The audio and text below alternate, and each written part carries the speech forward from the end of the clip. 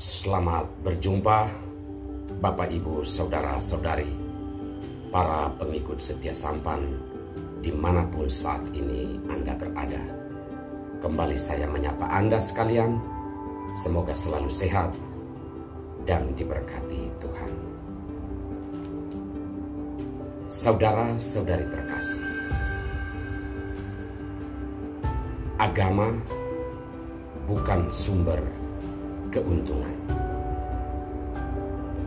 Inilah judul renungan kita pada hari ini. Saudara-saudariku terkasih, dunia jika tanpa ukuran, maka sulit untuk dipuaskan.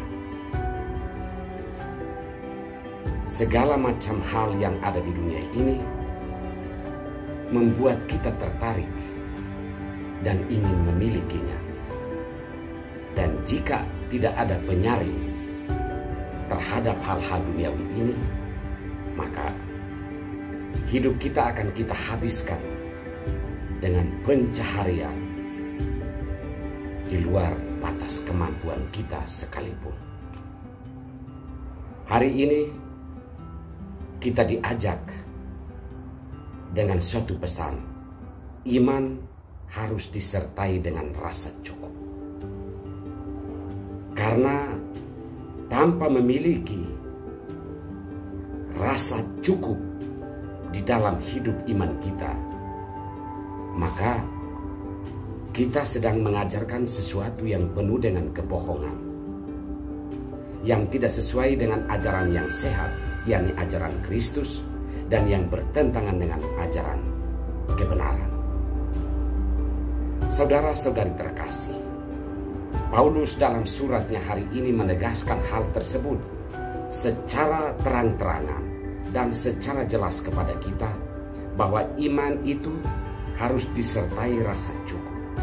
Jika tidak, maka orang akan hidup dalam pencaharian akan hal-hal duniawi dengan berbagai macam cara, bahkan bisa menghalalkan iri hati, dengki, kecemburuan untuk bisa mendapatkan hal-hal duniawi ini hanya karena tidak memiliki rasa cukup di dalam hidup. Dan Paulus mengingatkan kita bahwa agama tidak bisa dijadikan sebagai sumber keuntungan. Dalam arti iman, Tuhan tidak bisa kita pergunakan untuk mengejar hal-hal duniawi, karena Tuhan bukan manusia yang bisa diperalat untuk mendapatkan hal-hal duniawi. Karena Tuhan tahu apa yang Anda dan saya butuhkan, bukan untuk memenuhi keinginan-keinginan kita yang tidak pernah ada batasnya. Saudara-saudariku terkasih, kita belajar dari cara hidup Yesus, tidak pernah mengikatkan diri pada uang atau hal-hal duniawi, bahkan tidak mengejar hal-hal duniawi melampaui batas kemampuan. Apa yang dilakukan Yesus adalah berjalan keliling dan mewartakan Injil Kerajaan Allah. Dan orang-orang yang pernah mengalami bahwa hal-hal duniawi ternyata tidak bisa menyembuhkan mereka, dan hanya Tuhan, yaitu Yesus, yang menyembuhkan mereka, termasuk wanita-wanita seperti Maria Magdalena yang pernah dikuasai oleh 7 roh jahat. Mereka akhirnya mengetahui bahwa ternyata harta kekayaan ini,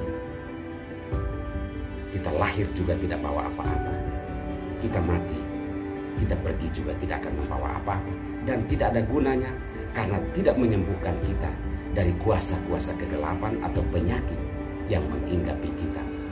Apa yang dilakukan wanita-wanita ini atau orang-orang yang telah disembuhkan? Mereka melayani karya pewartaan Injil Yesus bersama murid-muridnya dengan menggunakan kekayaan yang mereka miliki.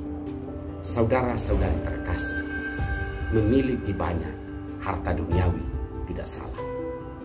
Tetapi Tuhan melalui sabdanya hari ini mengajarkan kita untuk mengarahkannya pada tujuan yang tepat, yakni pewartaan kabar gembira, Injil, kabar baik, dan mempergunakannya secara adil untuk sesama manusia demi kemuliaan Tuhan dan demi kebaikan sesama. Agama atau iman harus disertai dengan rasa cukup dan tidak kita gunakan sebagai sumber keuntungan. Kita mohonkan rahmat dan berkat Tuhan. Terima kasih Tuhan untuk firman-Mu hari ini. Bantulah kami dengan Roh-Mu agar kami memahami pesan sabda-Mu untuk hidup kami, dan kuatkanlah kami untuk mengamalkannya di dalam hidup. Turunkan berkat-Mu untuk kami semua, terutama mereka yang sangat membutuhkan pertolongan-Mu, mereka yang sakit, dan mereka yang menjalani hidup penuh perjuangan karena berbagai macam beban kehidupan. Demi nama Bapa dan Putra dan Roh Kudus. Amin.